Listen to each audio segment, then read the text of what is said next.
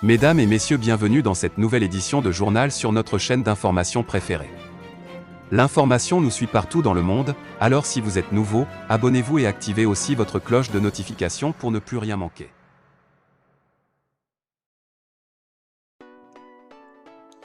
Sous la crainte de perdre le Sahel, la diplomatie européenne fait volte-face et suspend ses sanctions contre le gouvernement malien de transition. L'Union européenne annonce la suspension des sanctions contre le Mali. Après avoir parlé du gel du budget économique et des sanctions ciblées contre le Mali, le chef de la diplomatie européenne, Joseph Borrell, fait état de la suspension des sanctions contre ce pays. Cette suspension intervient après l'intervention du ministre malien des Affaires étrangères, Abdoulaye Diop, à Bruxelles pour discuter de l'avenir de la force européenne Takuba au Sahel, selon une source diplomatique. Je cite, « On ne peut pas inviter le ministre malien des Affaires étrangères avec des sanctions contre lui », a-t-il affirmé. Fin de citation. Les tensions géopolitiques entre Paris et Bamako seront au cœur de la rencontre.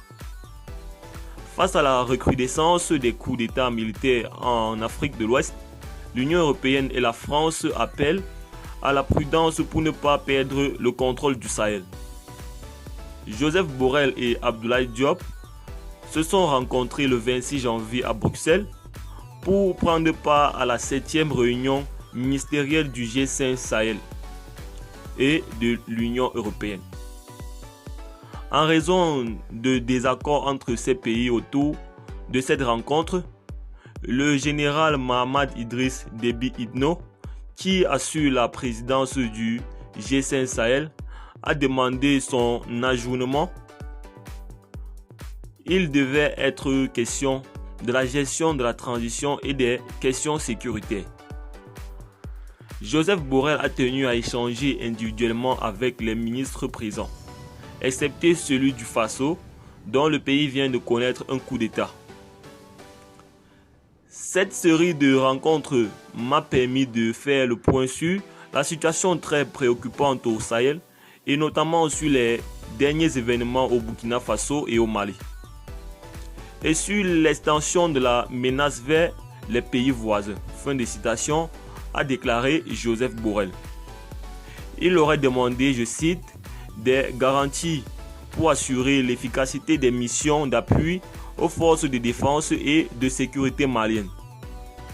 Des sanctions plutôt individuelles auraient été réclamées pour ceux qui entravent la transition.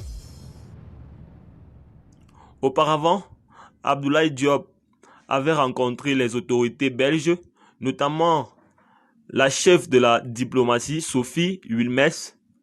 Cette dernière a relayé les inquiétudes de son pays quant à la situation au Mali.